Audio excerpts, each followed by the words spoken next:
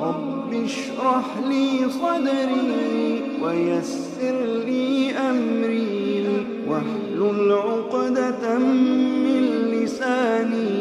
يفقه قولي. بسم اللہ والصلاة والسلام علی رسول اللہ اما بعد فاعوذ باللہ السمیع العلیم من الشیطان الرجیم من ہمزہ ونفخہ ونفثہ بسم اللہ الرحمن الرحیم. آج کے ترقی یافتہ دور میں انسان چاہے چاند پہ کمندیں ڈالنے کی باتیں کر رہا ہو اور پوری کائنات کو مسخر اور تابع کرنے کے دعوے کر رہا ہو، لیکن یہ حقیقت ہے کہ یہ دنیا فانی ہے. اس کے بعد ایک ابدی ہمیشہ کی زندگی ہے. اس دنیا میں کیے ہوئے اعمال کی اس روز جزا یا سزا ملنی ہے، اور اس دنیا میں کیے ہوئے اعمال کی بنیاد پر جنت یا جہنم انسان کا مقدر ٹھہرنی ہے. چاہے انسان اس حقیقت سے انکار کے لیے،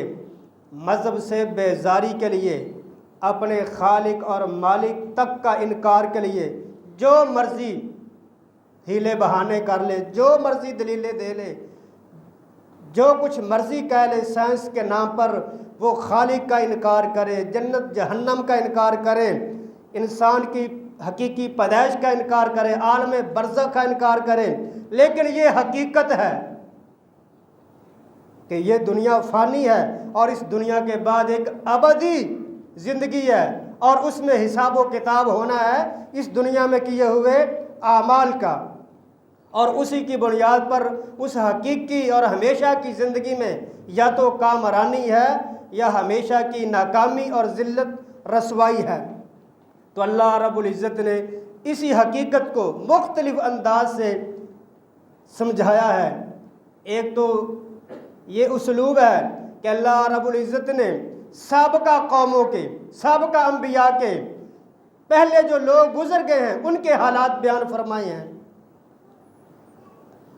جو انبیاء کرام کی دعوت تھی اور جو ان کے ماننے والوں کا یا نہ ماننے والوں کا رویہ تھا، جو ان کی نافرمانی، سرکشی، بغاوت کا انداز تھا، جو ان پر اللہ تعالیٰ کے عذاب آئے، جس طرح کی وہ اللہ تعالیٰ کی گرفت میں آئے، ان تمام کے حالات اللہ تعالیٰ نے بیان کیے ہیں فَاعْتَبِرُوا یا اُولِي الْأَبْصَارِ کے لیے، تاکہ لوگ عبرت حاصل کریں. اور ایک اللہ تعالیٰ نے یہ انداز اختیار فرمایا ہے کہ جو آئندہ ہونا ہے روز قیامت کو، اس کا اللہ رب العزت نے پہلے ہی نقشہ انسانوں کے سامنے بیان فرما دیا، تاکہ لوگ اس سے عبرت حاصل کر کے اس جہان کے لیے تیاری کر لیں. اور اسی میں سے ایک کا تذکرہ اللہ رب العزت نے سورۃ سجدہ میں فرمایا ہے. سورۃ سجدہ اور سورۃ دہر یہ جمعہ کے روز نماز فجر میں اہتمام سے تلاوت کی جاتی ہیں، لیکن کبھی ہم ان کا سادہ سا ترجمہ پڑھ لیں تو ہمیں سمجھ آ جائے کہ یہ جمعے کے روز کیوں اہتمام سے پڑھی جاتی ہیں. کیونکہ جمعے کا روز بڑا اسلامی نقطہ نظر سے اہمیت کا حامل ہوتا ہے. تو رب تعالیٰ نے اور نبی علیہ السلام کے اسوہ سے یہ تعلیم ملتی ہے کہ جس طرح یہ دن اہم ہے، اسی طرح اس کا جو آغاز ہو، نماز فجر جو ہو، اس کا آغاز بھی اہم ترین صورتوں کے ساتھ ہو، تاکہ بندہ مومن مسلمان جو فجر کی نماز پڑھے اور نماز میں یہ صورتوں کی تلاوت سنے اور پھر اس کا مطلب مفہوم بھی سمجھ رہا ہو، تو پھر وہ اپنی آخرت کی فکر کرے. تو ایک سورۃ سجدہ ہے جس میں زیادہ تر اللہ تعالیٰ کے نافرمان، باغی، سرکش، ان کے عذاب کا تذکرہ ہے، اور دوسری سورۃ الدہر ہے جس میں زیادہ طور پر اللہ تعالیٰ کے انعام یافتہ اور ان کی صفات اوصاف کا تذکرہ ہے. تو اسی سورۃ السجدہ کے دوسرے رکوع کی پہلی آیت مبارکہ میں اللہ رب العزت نے روز قیامت جو ہونے والے واقعات ہیں اور انسانوں کی جو حالت زار ہوگی اس کا نقشہ کچھ یوں بیان فرمایا. वलौ तरा इज़िल मुजरिमूना नाकिसू रुऊसिहिम इंद रब्बिहिम रब्बना अबसरना व समिअना फरजिअना नअमल सालिहा इन्ना मूक़िनून। ए बारी ताला, ए हमारे खालिक, ए हमारे रब, ए हमारे परवरदिगार, रब्बाना। वहाँ पर मुजरिम, अल्लाह के नाफरमान, बागी, चाहे वो जिस अंदाज से भी अल्लाह की मुखालफत करते थे और उस खालिक मालिक के इनकार के लिए वो जैसी भी दलीलें हुज्जतें पेश करते थे, जिस अंदाज से भी उन्होंने अल्लाह की बगावत सरकशी की दुनिया में रहकर और अल्लाह को राज़ी करने वाले वो आमाल बजा ना ला सके, वो रोज़े क़यामत नाकाम नामुराद होंगे और अपनी सज़ा को, रब ताला के अज़ाब को, उसकी गिरफ्त को, अल्लाह ताला के गज़ब को देखकर मुजरिम रब ताला के सामने सर झुकाए खड़े होंगे। तो वो कैसा मंजर होगा जब तमाम कायनात हज़रत आदम अलैहिस्सलातु वस्सलाम से क़यामत तक के लिए इंसानियत रब ताला के सामने हाज़िर होगी और रब ताला को जो जलाल, सुबहान अल्लाह, अगर रब ताला का हमें हकीकी तारफ़ हो कि वो कितनी बड़ी ज़ात है, उसके इख्तियारात क्या हैं, उसकी ताकत क्या है, तो फिर इंसान को सही तसव्वुर इंसान कर सकता है कि उस रोज़ कैसा मंजर होगा। और क़यामत तक के लिए तमाम इंसान रब के सामने होंगे और जो मुजरिम होंगे वो सर झुकाए खड़े होंगे डर की वजह से, शर्मिंदगी की वजह से, और रब ताला से वो दरख्वास्त करेंगे, रब्बना अबसरना, ऐ अल्लाह अब हमने सब कुछ देख लिया अपनी आंखों से, समेना हमने सुन लिया है, तेरे अजाब को देख लिया है, तेरी ज़ात को देख लिया है, तेरे इख्तियारात देख लिए हैं, जन्नत जहन्नम देख लिया है, और जो हौलनाकियाँ वहाँ आवाज़ें भी हो सकता है उनको जहन्नम की सुनाई दे और भी अजाब की सूरत में उन्हें कुछ सुनाया जाए। देखने सुनने के बाद वो वापसी की दरख्वास्त करेंगे, हमने सुन भी लिया, देख भी लिया, फरजना, एक दफ़ा दोबारा हमें दुनिया में भेज दे, नामल सालिहा, फिर देखना हम क्या करते हैं, हम लम्हा भर भी तेरी नाफरमानी नहीं करेंगे, बस तेरे दर पे जबीने न्याज को झुकाए रखेंगे और तेरी इबादत और बंदगी तुझे राज़ी करने वाले ही आमाल अंजाम देते रहेंगे, लेकिन एक दफ़ा भेज दे। इन्ना मुक़िनून, बिलाशुबा अब हमें यकीन आ गया है। तो ये हकीकत अल्लाह ताला ने बयान फरमाई है कि इस तरह होना है। जो अल्लाह के बागी हैं, जो अल्लाह के नाफरमान हैं, उनको अल्लाह के अजाब का, उसकी सज़ा का, उसके गज़ब का, उसकी नाराज़गी का सामना करना पड़ना है, चाहे वो मज़हब से और अखलाकियात से और दीन से और खालिक मालिक के इनकार के लिए जो भी दलीलें पेश करें और जिस अंदाज से भी बगावत सरकशी करें, तरक्की के नाम पर, रोशन ख्याली के नाम पर, मसावात के नाम पर, आज़ादी के नाम पर, चाहे वो ख़ुद को आज़ाद ख्याल करें और दीन और अखलाकियात से ख़ुद को मावरा समझें और रब ताला की हिदायत की पासदारी करना वो ज़रूरी ना समझें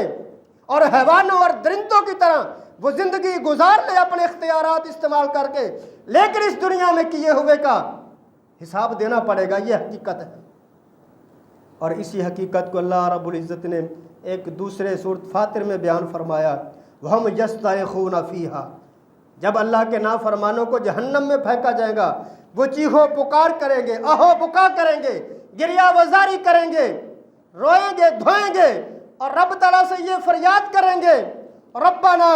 अखरिजना मिन्हा, ऐ बारी ताला हमें इस जहन्नम से निकाल दे, हम तेरे पाक बाज, तेरे इताअत गुजार बंदे बनेंगे। वहाँ पर अल्लाह ताला ने तज़किरा फरमाया है कि अल्लाह ताला उनसे कहेंगे, भला मुझे ये तो बताओ, अब तुम इतना रोना धोना कर रहे हो और वापसी की इल्तजा कर रहे हो कि हम अब जाएंगे तो नेक बनेंगे, तेरी मानेंगे, अच्छा भला मुझे ये तो बताओ,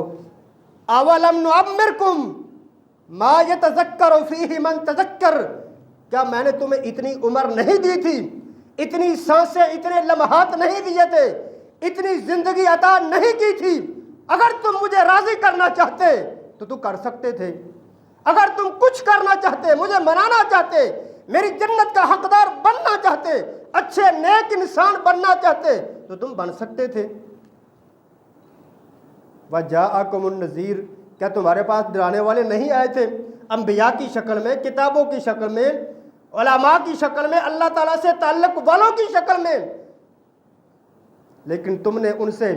روگردانی کی، بیزاری کے طرح طرح کے بہانے ڈھونڈے کہ یہ مذہب والے تو ایسے ہی ڈراتے رہتے ہیں، کچھ نہیں ہونا، سبھی کچھ یہ دنیا ہے۔ آج کل کے تو بے دین اتنے اللہ تعالیٰ کے خوف سے بے نیاز ہو جاتے ہیں، وہ اللہ تعالیٰ کی ذات تک کو للکارنے لگتے ہیں، اور ایسی وہ اپنے خالق مالک کے بارے میں باتیں کرتے ہیں کہ انسان کی عقل دنگ رہ جاتی ہے کہ آج کا انسان جو اپنے آپ کو اتنا ترقی یافتہ سمجھتا ہے اور پوری کائنات کو تسخیر کرنے کے دعوے کر رہا ہے، کیسی یہ ترقی اور کیسی یہ معرفت اور کیسا یہ علم اور کیسی یہ سائنس اور دنیا کو تسخیر کرنے کے دعوے کہ جو یہ تک نہیں پہچان سکتی کہ دنیا کا تمام نظام اور ایک چھوٹی ایجاد جو اپنے موجد کے بغیر نہیں چل سکتی، بھلا یہ اتنی کائنات اپنے خالق کے بغیر کیسے چل سکتی ہے؟ یعنی انسان کی عقل دیکھیں، آج کی سائنس خالق مالک کا انکار کرتی ہے کیونکہ وہ ہر اس چیز کو مانتی ہے جو نظر آتی ہے، لہذا جو چیز نظر نہیں آتی وہ سائنس نہیں مانتی۔ اور یہی کچھ ہمارے آج کے بچوں کو مختلف تعلیم کے ذریعے اور وہ نظریہ جو ارتقاء ہے، ڈارون کا نظریہ، اس انداز سے اور ایک تعلیم کے انداز میں بچوں کی یہ ذہن سازی کی جاتی ہے کہ انسان خود پیدا ہوا، ایک کیڑے مکوڑے سے وہ بچھو بنا، وہ بندر بنا، پھر انسان بن گیا۔ انسان خود پیدا ہوا ہے، اس نے خود ہی زندگی گزارنی ہے، اسی دنیا میں سب کچھ ہے، نہ کوئی خالق ہے، نہ کوئی مالک ہے، نہ کوئی جنت ہے، نہ کوئی جہنم ہے، کچھ بھی نہیں ہے۔ ایسے مذہب والے باتیں کرتے ہیں، اس لیے انہوں نے مذہب کو اٹھا کر سائڈ پہ رکھا، لہذا اپنی مرضی کی زندگی گزارو۔ تو جب انسان اپنی مرضی کی زندگی گزارنے لگا، جب تک لوگ مذہب کے تابع رہے، چاہے وہ جتنے بھی نافرمان رہے، لیکن تاریخ انسانی میں اتنا بڑا المیہ اور اتنی حیوانیت اور اتنی ظلم و بربریت کبھی بھی نہیں ہوئی جتنی آج کا ترقی یافتہ انسان تو امن کے نام پر، نام نہاد دہشت گردی کے نام پر وہ انسانیت کا خون بہا رہا ہے۔ آج کا پورا نظام سوائے مکر و فریب کے، دھوکے کے، فراڈ کے، عہد شکنی کے کچھ بھی نہیں ہے۔ کوئی ایک بات،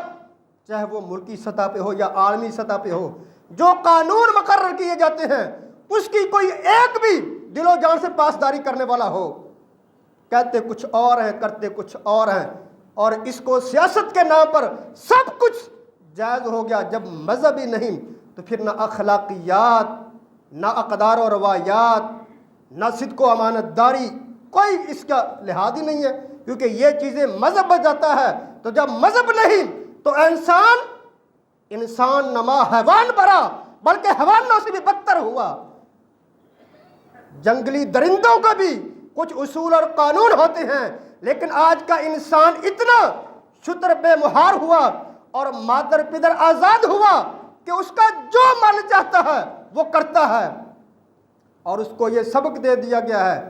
بس میں آزاد ہوں، میں خود مختار ہوں، نہ والدین کی عزت ناموس کا لحاظ، نہ عزیز و اقربا کا لحاظ، نہ اپنے اخلاقیات دین مذہب کا پاسداری، نہ خالق مالک کا خوف، نہ اہل محلے کی شرم و حیا، نہ کسی کی عفت و پاک دامنی کا لحاظ، کسی کا کوئی لحاظ نہیں ہے۔ بڑے کو آگے ٹرٹر بولے جا رہا ہے، والدین کی عزت کا ناموس کا اسے احترام نہیں، بہن بھائیوں کی عزت کا احترام کا اسے خیال نہیں، اساتذہ کا کوئی احترام نہیں کرتا، بس یہی کہتے ہیں پیسے دے کے پڑھا، کیا اس نے احسان کیا ہے؟ یہ آج کی جدید تعلیم ہے۔ جب مذہب سے بیزار ہوئے تو انسان حیوان ہوا، اور اس کی حیوانیت ہم دیکھ سکتے ہیں، خاص طور پر اسلامی ممالک میں کیا کچھ نہیں کیا گیا۔ تو یہ انسان چاہے جتنا بھی بھاگ لے، لیکن یہ حقیقت ہے، اس دنیا میں کیے ہوئے اعمال کا حساب دینا پڑے گا، اور اسی کی بنیاد پر روز آخرت کو کامیابی یا ناکامی ہے، اس کا تذکرہ اللہ رب العزت نے سورۃ سجدہ میں اور سورۃ فاطر میں بیان فرما دیا ہے، تاکہ لوگ اس دن کی تیاری کے لیے اپنے آپ کو تیار کر لیں اور کہیں اس بھول میں نہ رہیں کہ یہ دنیا بیکار ہے، بلکہ یہ دنیا با مقصد ہے، انسان با مقصد ہے۔ اگر ہم آج کے جدید ترقی یافتہ انسان کے جتنے نعرے ہیں اگر دیکھا جائے تو جو نعرہ ہے حقیقت اس کے الٹ ہوتی ہے۔ کیا انسان آج کا آزاد ہے یا مذہب کے تابع رہ کر آزاد تھا؟ کیا عورت گھر میں رہ کر امن و امان والی تھی، اس کو تحفظ تھا، آزاد تھی، یا کہ وہ کمانے کی ذمہ داری اٹھا کر وہ آزاد ہے؟ اب تو روشن خیالی سوائے خیالی روشنی کے کچھ بھی نہیں ہے، اور انسان لیکن ایک یہ حقیقت ماننی پڑے گی، اللہ کے منکرین نے اس اہتمام سے منصوبہ کیا اور اتنا زور سے کیا کہ پوری انسانیت شعوری طور پر یا غیر شعوری طور پر متاثر ضرور ہوئی ہے۔ لہذا ہر انسان چاہتا ہے اپنی جگہ پہ میری کوئی ذمہ داری نہ ہو، وہ جذبہ، وہ جانثاری، وہ محنت، وہ جفاکشی، چاہے وہ ملک کے لیے ہو، چاہے وہ قوم کے لیے ہو، چاہے وہ ملت کے لیے ہو، چاہے وہ خاندان کے لیے ہو، حتیٰ کہ اپنے لیے بھی اگر انسان جانثاری کے لیے محنت، کوشش، مشقت، لگن، اب اس کا مزاج نہیں رہا، اسے جیسے ہی موقع ملتا ہے 2 نمبری کا وہ کر گزرتا ہے۔ تو یہ سارے مذہب بیزاری کے اثرات ہیں۔ اللہ تعالی ہمیں اس سوچ فکر سے محفوظ فرمائے اور اس حقیقت کو سمجھنے کی توفیق عطا فرمائے کہ یہ دنیا عارضی ہے۔ چاہے آپ کہیں کہ یہ مولوی ایسے ڈراتے رہتے ہیں، لیکن آج کے دور میں بھی جتنا بھی انسان مذہب بیزار ہوا ہے، لیکن اس قرآن کی حقانیت کا کوئی انکار نہیں کر سکا۔ اس کو چاہے جس انداز سے بھی پرکھا گیا، جس ترازو میں بھی تولا گیا، قرآن برحق کتاب ثابت ہوئی ہے۔ تو جب قرآن برحق ثابت ہوا ہے تو جو کچھ اس میں درج ہے وہ بھی برحق ہے، اور وہ یہی ہے کہ یہ دنیا عارضی ہے، اور اس دنیا میں کیے ہوئے اعمال کی روز قیامت جزا یا سزا رب تعالیٰ نے دینی ہے۔ تو اللہ تعالیٰ نافرمانوں سے کہیں گے کہ اب تمہارے پاس کوئی ڈرانے والا نہیں آیا تھا؟ کیا تمہیں اتنی فرصت نہیں دی تھی؟ اگر تم کچھ کرنا چاہتے تو کر سکتے تھے۔ اور ایک حدیث مبارکہ میں نبی علیہ الصلوۃ والسلام نے فرمایا، صحیح بخاری شریف کی حدیث ہے، لقد اعذر اللہ الی امرئ اخر اجلہ حتی بلغہ 60 سنہ۔ جس انسان کو اللہ رب العزت نے 60 سالہ زندگی عطا کر دی، اس کے سارے عذر بہانے ختم ہو گئے۔ جسے تھوڑی ملی، کچھ نہ کچھ اس کے عذر ہیں کہ سمجھنے کا موقع نہیں ملا، جاننے کا موقع نہیں ملا، لیکن حدیث مبارکہ کے مطابق جس کو اللہ تعالیٰ نے 60 سالہ زندگی عطا کر دی، اس کے سارے عذر ختم ہو گئے، روز قیامت اس کا کوئی عذر نہیں رہے گا۔ باری تعالیٰ سمجھنے کا موقع نہیں ملا، تجھے جاننے کا موقع نہیں ملا، تیری عبادت کا موقع نہیں ملا، کیونکہ 60 سالہ زندگی میں، 70-80 سالہ زندگی میں انسان میں خود اتنے نشیب و فراز آتے ہیں، اور انسان اگر اس کائنات کی حقیقت پر غور کرے تو وہ اس حقیقت کو حاصل کر سکتا تھا کہ یہ دنیا عارضی ہے اور اسے کوئی بنانے والا بھی ہے۔ وہ یہ سوچ سکتا ہے کتنے میرے ساتھ جنم لینے والے، میرے ساتھ اٹھنے بیٹھنے والے، میرے دوست، میرے تعلق دار، میرے عزیز و اقربا کتنے ہیں جن کو میں نے خود کفنایا، دفنایا، ان کی نماز جنازہ ادا کی۔ لہذا اگر وہ خود ان سے عبرت حاصل نہ کرے تو پھر وہ حاصل کرنا ہی نہیں چاہتا۔ کتنے اس اللہ رب العزت نے انسانوں کو سمجھانے کے لیے طرح طرح کے مسائل، مشکلات، پریشانیوں میں مبتلا کیا۔ اولا یرون انہم یفتنون فی کل عام مرۃ او مرۃ ثم لا یتوبون ولا هم یذکرون۔